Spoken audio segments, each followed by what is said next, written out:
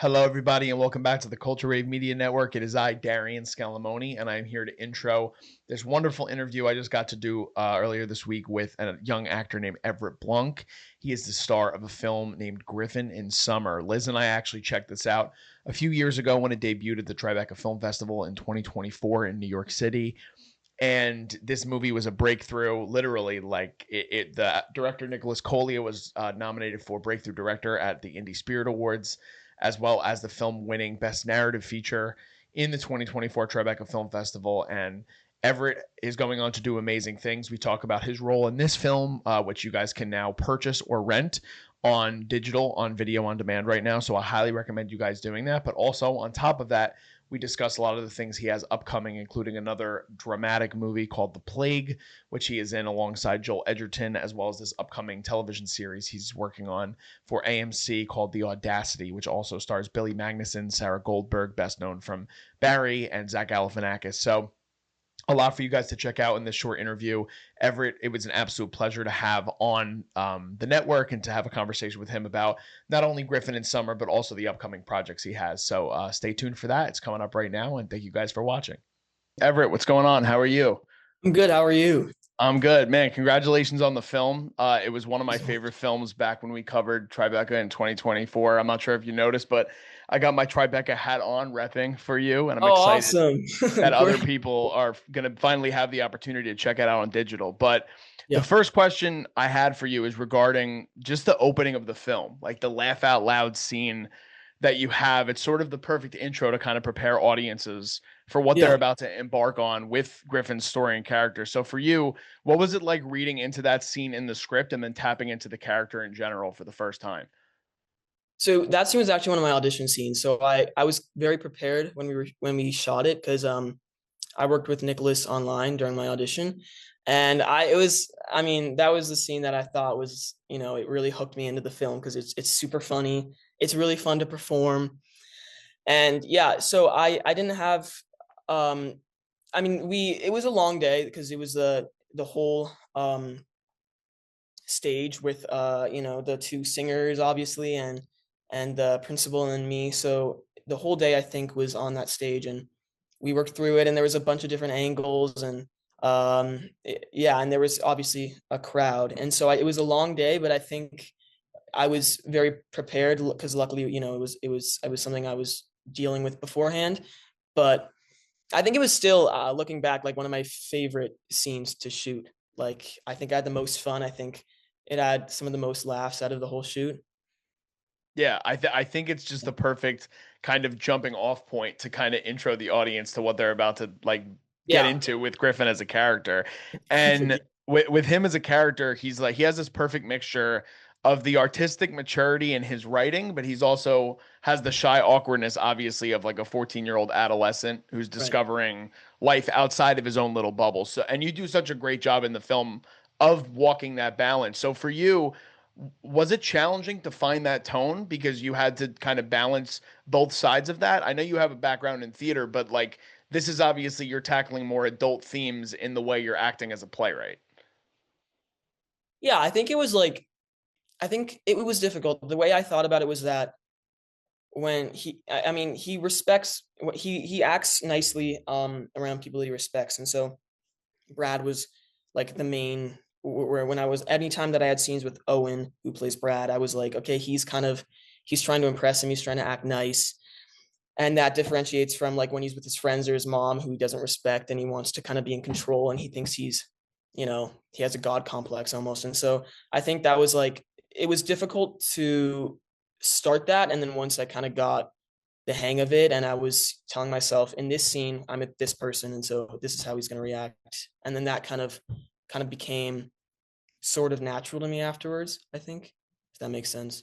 Yeah, absolutely. I mean, like I said, I think you do such a great job for this being your first leading role in a film. Like you have such a presence on screen, Thank you. and so much of this is a tribute to performing arts and finding yourself amongst creating art. And you had started in theater when you were around like 9 years old, correct? Yeah. Yeah, so Not yeah. just a few years younger than Griffin is in the film when you had started your own sort of journey into the arts. So how did that speak to your passion in the arts and help you understand a little bit better throughout the process? I was I was very lucky to like have experience beforehand, and I had done multiple plays locally, and I had done some in other places. But I think that was like definitely one of the things that helped most for me to kind of get into character, because I knew what it was like to. I mean, he wants everything to be perfect. Like he's very he has a, you know, a 60-hour work week, and he is very strict with his co-star, or with his cast. And so I think the pressure is real in theater, and I think that was something that I was like, you know, I understand what he's feeling like, and I understand the perfection aspect of it, and that gave me a lot of uh it helped me look into what it would be like and how he would react. And he's very extra, and so obviously I had to up it and ramp it up. But you know, the foundations of where he is, he's a theater kid, and so that was really useful for me. Yeah, absolutely. And do I mean, like, from the moment you filmed this, I'm sure it's been such a crazy journey because now obviously you're older at this point when you're promoting the film, and I know I had seen some clips of some of your fellow actors talking about like how you're just kind of maturing before everybody's eyes as the movie is finally making its way so other people can see it. But the film has garnered so much praise. I mean, you guys won Best U.S. Narrative Film at Tribeca in 2024. You've been highlighted as a standout of the film. And of course, as of this recording, the movie's at 97% on Rotten Tomatoes, which is awesome. That's got to be gratifying for you and for everybody that helped make the movie. But one of the other things that I was so intrigued with is that it reminds me, and I had seen other people saying this, it reminds them kind of early Wes Anderson in a sense. When have you ever seen any of his films up to this point, and can you relate to that comparison? Because to me, it reminds me kind of even of like Rushmore. If you've ever seen that movie, it has a similar tone. I've heard a lot of people say that, and I should probably watch it at this point. Like that's one of the main ones that people say, but I haven't. And I would like to. I don't know why I haven't yet, and I've heard so many people talk about it and uh you know, compare it to that. But I mean, I've heard it's a really great film. So if we're being compared to that film, that's great. I think that's an accomplishment. But no, I think yeah, I I would like to see that, and I've heard a couple different comparisons and that people have, you know, kind of clicked with, but that was that was one that was on my list, and I haven't done it yet, but I really feel like I should. Yeah. What about just the your reception in terms of or your reaction, I guess, to the reception that the film has been getting over since its premiere in 2024? It's been great. I think it like I don't think me or Nicholas, the director, or the cast, I don't think any of us could be happier. It's been doing really, really good. And obviously at Tribeca, it won a couple of a really great awards. And I think, you know, now we get to release it on, you know, digitally. And I think we are all very, very happy and very thankful that people have received it so well, and that it's been so, uh, that, you know, that people have clicked with it, and people have found, you know, relations to to their self and to Griffin and to other characters and just to the film in general. And I think it's it has, like what you said, it's been very gratifying for all of us, and we are very, very happy. And it really means the world. I think, you know, the support that we've been getting is beyond what we thought we would. Yeah, you guys should be totally proud of what you guys have accomplished because, like I said, Thank you. it's a great film. Part of that too, though, is that this movie is the first production for Honor Roll Films, which is a production company that was started by Camila Mendez and Rachel Matthews. So, what was it like for you working with them as you were kind of embarking on your first lead role and they were in their first feature as producers? They were great. I wouldn't have known that they were that this was their first time. Like they were perfect. I mean, I think a lot of the stuff, like I think producers, you know, they do a lot of stuff behind the camera that you don't see as much as like a director and actor. And I think their roles are like probably one of the most important, maybe the most important role. And it was it was really, really great to work with them. They're phenomenal people, but I really could not have, if I didn't know, if they had not told me, I would not have known that that was their first time doing it. They're naturals. And I think they were the perfect people to work on this film. Awesome. Well, so that's behind the camera, right? But in Right. front of the camera, you have an insane amount of tremendous scene partners in the movie, not Yeah. only with the other young performers, but you're doing scenes with Melanie Linsky, scenes with Catherine Newton, and then of course Owen Teague, who you have a very close relationship with in the movie in a multitude of ways. What were some of your biggest takeaways in working with them, especially maybe even a story with Owen because you worked with him so much? Ooh, that's a great question. I mean, like you said, the whole cast is absolutely incredible. I don't like I was so lucky for my first lead role to work with these people, and um I think I was very nervous coming on to the set, and they were all very. I worked with the other kids, for the first 2 weeks, and then for the last 2 weeks, it was just me with all the adults. And I was very nervous. I didn't know how I was gonna act against them, but I think they were all so welcoming and they were all so kind. And I think one of the biggest takeaways would be I was nervous to try things and to kind of go outside of my comfort zone, and seeing Owen and Catherine and Melanie and all of those great people, seeing them kind of explore and try new things, uh, without being afraid of doing something wrong or being judged. I think that was my biggest takeaway. And now I'm like, I definitely feel more confident, doing stuff that I maybe didn't think of, or new stuff. And for a story with Owen, I'd say there are so many. I was with him a lot throughout the shoot. I remember him telling me not to take myself too seriously in acting. And I think that was also really great advice, because I think it's really easy to be caught up in all of Hollywood. And, if you're really into playing a character, it's easy to be caught up in a character.